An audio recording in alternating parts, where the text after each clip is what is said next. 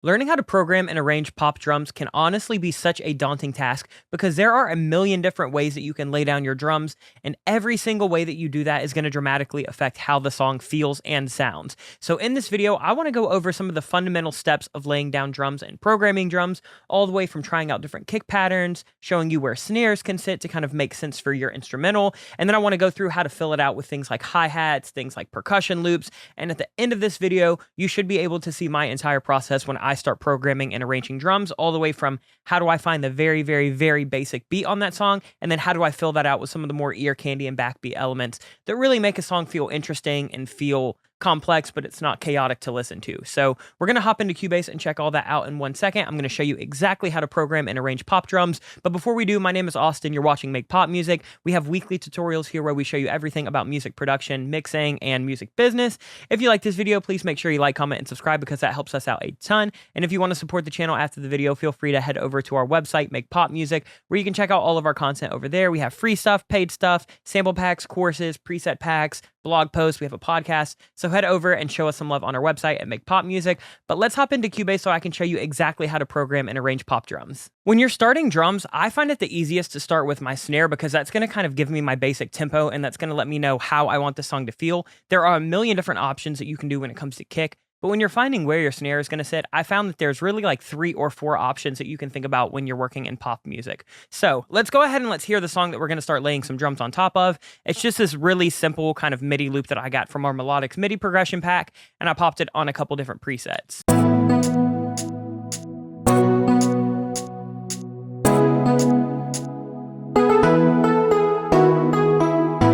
Nice little vintage kind of 80s pop keys, nothing really insane going on. The tempo is at 110. And so let's move on to our snare. I've dragged a snare in here. It's just from the free pack that we gave away a couple months ago called the Dawn. If you want to grab that, you can head over to our website and check out the freebies tab. The kick and the snare and the hi-hat are all going to be from that free pack. So let's check this out. There are a couple different things that you can do with a snare. So let's take a look at this count. We're in 110 and pay attention. So you've got 2, 3, 4. 1, 2, 3, 4. 1, 2, 3, 4. So we've got a 4 count. 1, 2, 3, 4. You need to pick where you want that snare to sit. Typically in pop music, there's going to be a few things that you can do. You can either put it on the 2 and the 4. So it's 1, 2, 3, 4. 1, 2, 3, 4. Or you can do what's called halftime and you can put it on the 3. So 1, 2, 3, 4. 1, 2, 3, 4. And that's going to kind of give it a more laid back feel that's going to draw it out. Doing those halftime drums is a really good way to make things sound anthemic. Or you can go and you can do something that's a little bit less common. So you can do something like a reggaeton. So like 1, 2, 3, 4. 1, 2, 3, 4. And that's going to sit on the and. So 1 and 2 and 3. Let me just show you when I program it. So here we go. Let's go ahead. I'm just going to write this in so I don't have to play it out. And let me show you what's going to happen. I like to program my kick and my snare. I find it easiest to just layer things. I find it easiest to swap samples later. And if I want to go through and I want to add things like rolls, I just find it a little bit easier to do that in something like a MIDI format rather than just dragging and dropping samples. So I'm going to be using Groove Agent just with a sample dragged in. Nothing really wild going on there.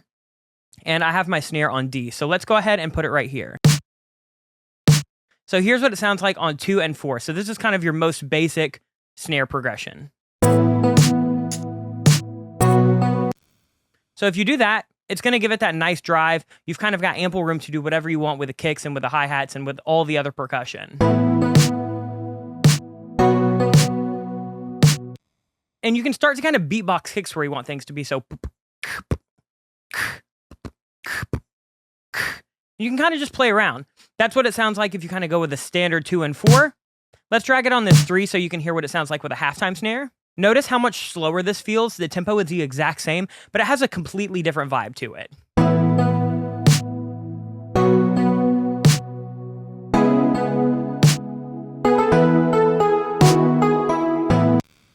Let's try to spice it up and let's do something like a reggaeton beat or even put that snare on a backbeat where it kind of feels very, very anthemic. Let's go ahead and program this in. So I'm going to hit 8 to write this in and let's see where we want it. All right, so let's do try.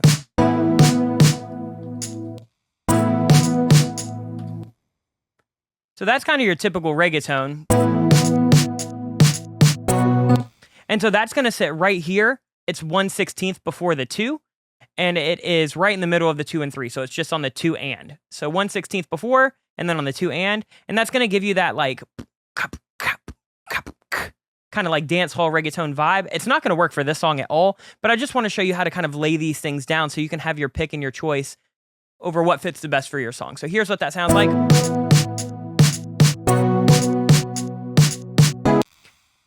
That's not going to work at all. Let's try one more. So let's do. I call this honestly like the church snare. It's just what you hear in like every contemporary church music ever. So let's hear this. So let's do. It's going to go right here on the and, 2 and. So that kind of contemporary Christian kind of church super anthemic snare. So boom, boom, ka, boom, ka. That's going to sit on the 2 and then just on the 4. So 1, 2, and 3, 4. 2 and 3, 4. And depending on where you put kicks with these, it's going to dramatically affect how they feel. So let's just hear that real quick.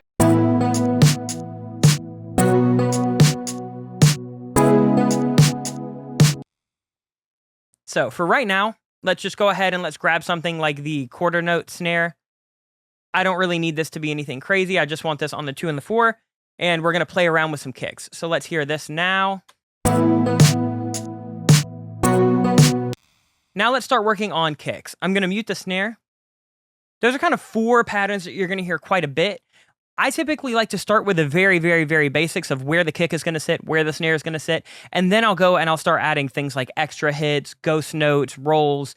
So you could always do something like this. Before we hop onto the kick, let me just show you how you could do this. We've got our snare on the 2 and the 4, nothing wild's happening. Let's put one right here.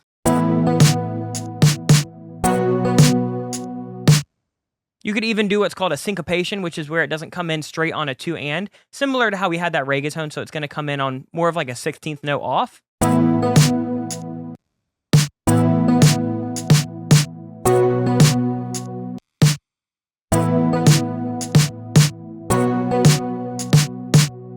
That's always a cool little vibe. Again, you're going to want to find where your main snares hit, whether that's on the 2 and the 4 or on the 3, or if you have something more like a syncopated dance hall or that kind of dragged out, super anthemic contemporary Christian music snare.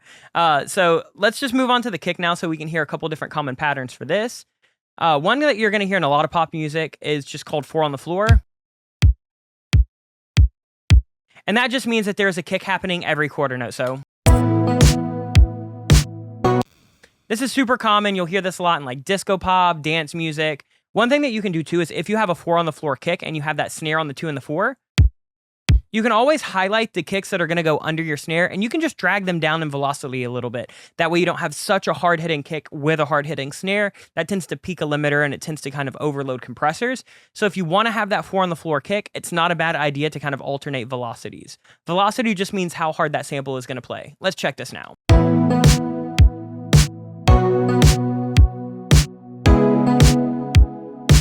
Honestly, you can almost never go wrong with a 4 on the floor kick, especially if you've got that snare on the 2 and the 4. Let's go ahead and let's play around. So we're going to kind of do something where we've got a little bit more movement. Let's do something like this. So you can hear that as you start making those kicks happen more frequently, it really starts to kind of amp up the pacing of the song. So this is going to have a little bit more movement. It's got a little bit more rhythm.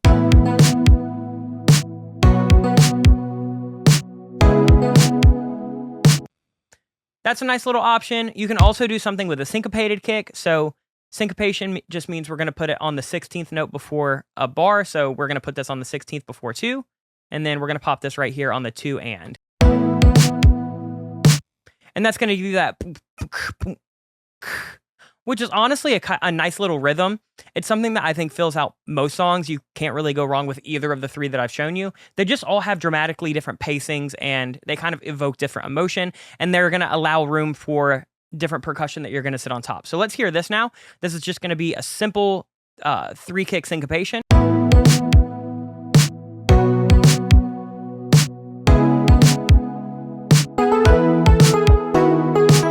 And you can hear that we're going very simple with all of these. If we were to start layering in a bunch of stuff, let's just try something like this. It just sounds too much, especially for something like a verse. Let's hear this. I find that when in doubt, go as simple as possible, and you can't really go wrong with that. And then again, once you kind of have your main kicks, then you can start dragging in things like extra little notes here and there. So I'm going to drag in a kick that I've laid down before I filmed, and let's just hear this.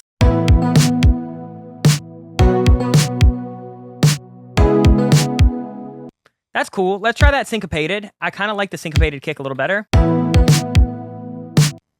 I'm going to just move this right here, and let's add a little kick hit every second time it comes. So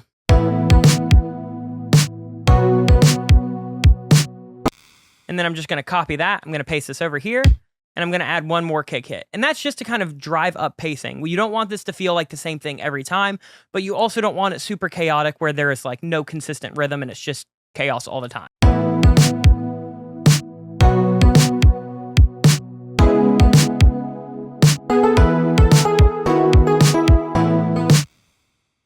That's a nice little rhythm. You've got your really basic snare. You've got your kind of basic kick with a couple little filler notes here and there.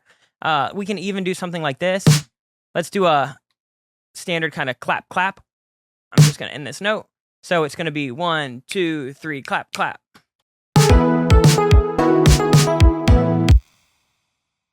You drag that velocity down a little bit.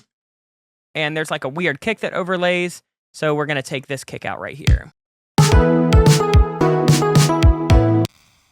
And that feels good. Now we've got a basic kick and snare pattern. That's how I'll start all drums, is finding the relationship between what's the snare doing, where's the kick going, how frequent are both of them happening. And then once I have that, then I need to start finding things like the constant rhythm. So something like a hi-hat or a cymbal or a shaker or a percussion loop. For this example, I'm just going to be using a hi-hat on a sampler in Cubase.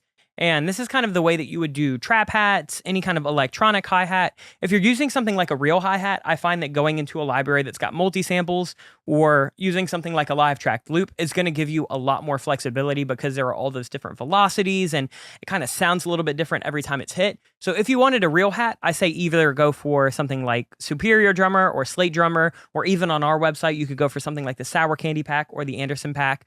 But if you want that kind of traditional, just like programmed hip hop pop kind of like clicky hi-hat, let's do that. Typically when I start hi-hats, I'm just going to go quarter note to start out and just see how that feels. It's probably going to feel like a metronome, but that's okay. It's just going to at least give us a nice little consistent basis.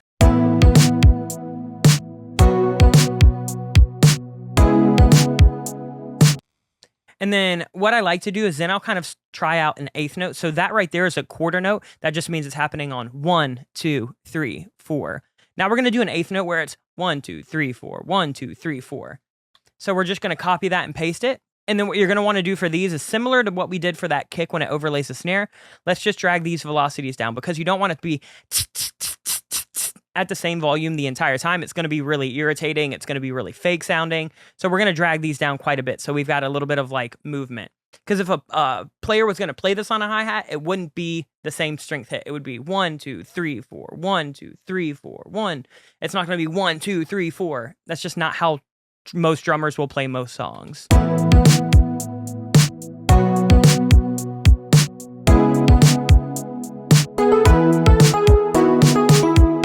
Then you could even try something like a 16th note. Typically, the faster you have your hi-hats, the faster the entire pacing is going to be. I would probably go with eighth notes in this situation, but let's just show you what 16th notes sound like so you can hear. It's going to dramatically speed up the pacing.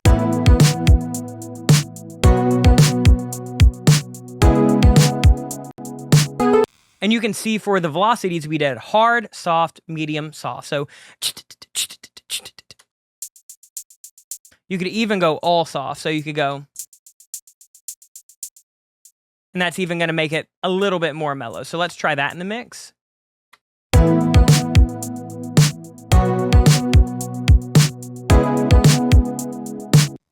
I think I want to go back to the eighth note though. That's a little bit much for me. So I feel good about this.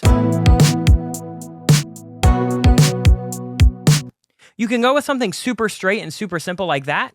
You could also go for a hi-hat that's got a little bit more syncopation and a little bit more movement. So let's try that.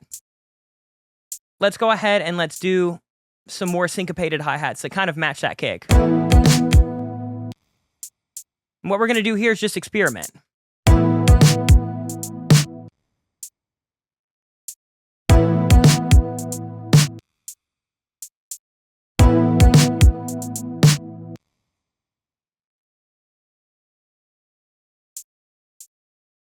Let's get some extra little hits in there to kind of fill it out. So you could always go with something like that. That's going to be like a...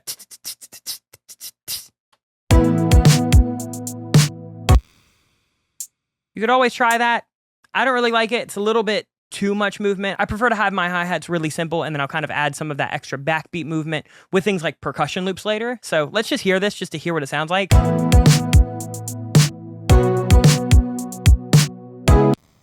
Let's go ahead and hear that straight eighth note just so you can see how much more kind of loose that is. And then the last thing that I'll talk about just for a second is how to add things like little trappy hat rolls. It's something that doesn't really work for this song, but it's something that you might want to do. So if you're working in a sampler, typically the sample is going to pitch along to whatever note you put it on. So sometimes when I'm doing rolls, I'll have my eighth note just on like a C, and then I'll go ahead and I'll add my little accent hits either higher or lower. And typically, your kind of trappy rolls are either going to be 30-second notes or 16th triplet notes. So let me show you what this sounds like now with a 16th triplet.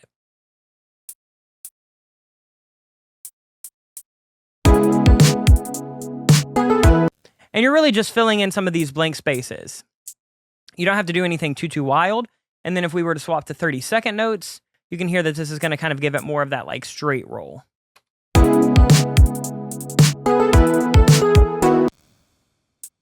But typically that 16th triplet is what's going to give you that. Sometimes these like straight 32 notes just sound fast, but they don't necessarily have like any extra. They don't really provide movement because they just feel a little bit stale still.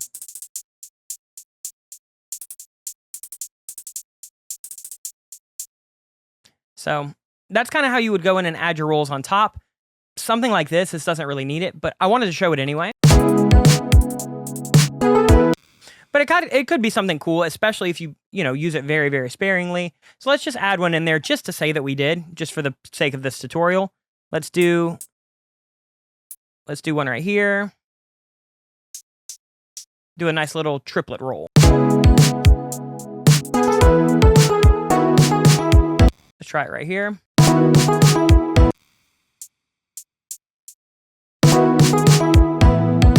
Cool. Let's just say that's fine. Again, we're kind of just showing how to come up with some of these different grooves and different options. So that feels okay to me for now. Now what I would do is I would go in and I would find something like a drum loop, or I would layer it with something like a real hi-hat. So I've already done that. Let me just go ahead and drag in this loop. And this is just a loop from our hi-hat pack from our website. It's already at 110 BPM, but if it wasn't, all you need to do in Cubase is double click so this little cursor with the kind of clock comes up, and then you can just drag it to, whatever your measure is. Or you can go in and you can double click and you can go to process, add process, time stretch. We don't need to do that though. It's already at the tempo. Let's go ahead and hear this, and you can kind of hear how having that real hi-hat on top of something like a programmed hi-hat just adds a little bit extra movement.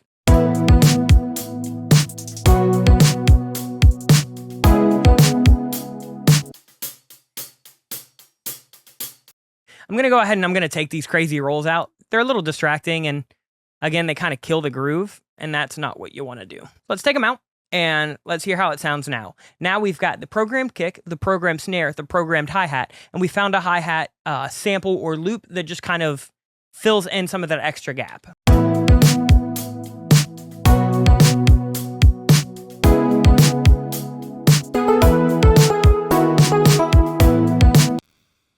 Then what you can start to do is you can start to find out where you want to layer up your snare with things like roomier hits, claps, tambourines, things like that. And then you're going to want to find some of your kind of backbeat loops that you're going to do.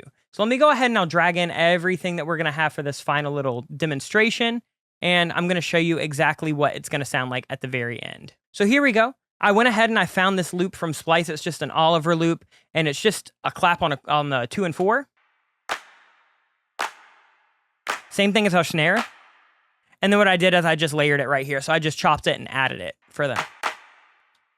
So we've got that now. That's going to layer with that snare nice. It's going to give it a little bit more realism. And then I found this little backbeat loop. This is at 100 BPM. So again, I just double clicked and made that icon pop up. And then I just made sure that this filled out the 8 measures. And here's what it sounds like in solo.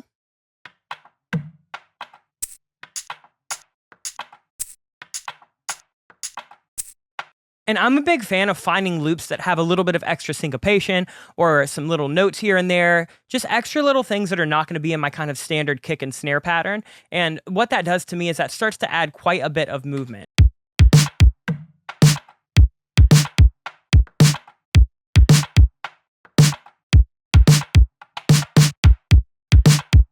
And you can hear how adding that little backbeat loop in there, you can do that with a loop, or you can go ahead and program your own samples. But doing something like that that's not as loud and not as apparent as a snare, but still has a little bit of fluidity and movement, just gives it a nice little groove without making it super complicated and distracting for the listener. And then I went ahead and I've layered up the snare. I layered it with a clap on the first hit and then a tonal snare on the second hit. And then I left the third and the fourth blank so they can just kind of carry out.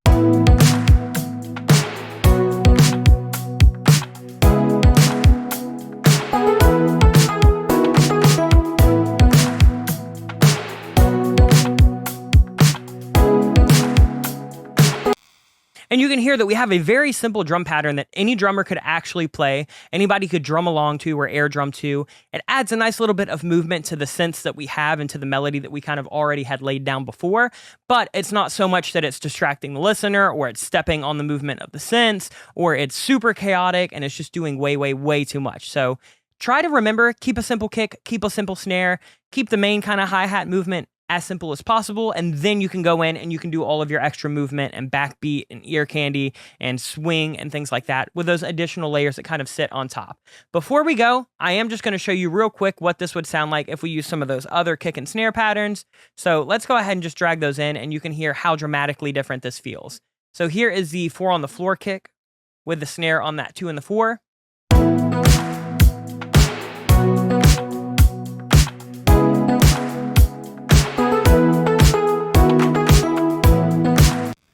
This to me has a totally different vibe. This has kind of like a driving, kind of pumping vibe. This is a cool idea for this song. It depends on where the artist wants to go though. This doesn't have the same kind of fluidity that that syncopated kick and that snare on the 2 and 4 had. With that kick being 4 on the floor, it really makes the song kind of progress. With that said, something like that may leave a little bit more room for a bass line. So again, kind of keep in mind what you want every single element to do when you're layering your drums, because maybe you want a bass line that's got a ton of movement. So maybe you go really simple with a kick and snare and you just have a 4 on the floor kick and a snare on the 2 and the 4. Maybe you're going to have a more simple bass and you want that kind of syncopation and rhythm in your actual kick and snare arrangement. Let's go ahead and let's listen to another idea. Here's what it sounds like if we had one of the other kick and snare options. I believe this is the reggaeton option, so it's still going to be 4 on the floor kick, and then you're going to hear that snare on the 16th note before the 2, and then on the 2 and.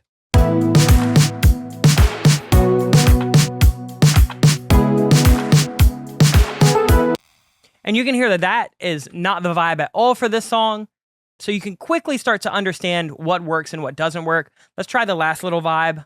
This is going to be something like that, like super anthemic kick and snare. It might work, it might not. Let me go ahead and mute these just so they're not distracting us.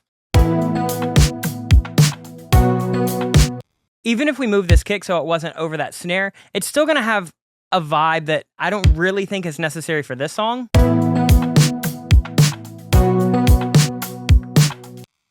It kind of feels like a bridge or like a pre-chorus or something like that. For me, I like this kind of syncopated kick with a super simple 2 and 4 snare, and then some of these extra things adding that movement.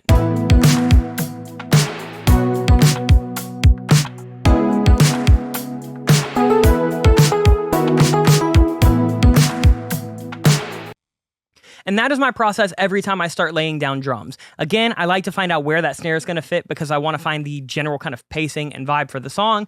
And then after that, it's really just all about finding where I want that kick to sit to kind of fill out that arrangement, because that kick and that snare relationship is really going to be the entire groove of the song. Yes, you have your things like hi-hats. Yes, you have your things like percussion loops, but none of that can really sit in place if your kick and your snare arrangement and your kick and snare relationship is a little bit off. So focus on getting that right and then start filling it out with some of those additional elements. But hopefully this video helped. If it did, head over to our website, makepopmusic.com, and support us over there. You can check out everything that we have. If you enjoyed this video and you found it helpful, please make sure you like, comment, and subscribe, because that helps us out a ton. And if you want to go a step farther and you want to support the channel, head over to our website, makepopmusic.com, where you can check out all of the sounds that we used in this video. Some of them are free, some of them are in our paid content. And then other than that, if you want to see any kind of videos in the future, let us know in the comments down below. That's going to do it for this video. We'll see you guys next time. Much love. Peace.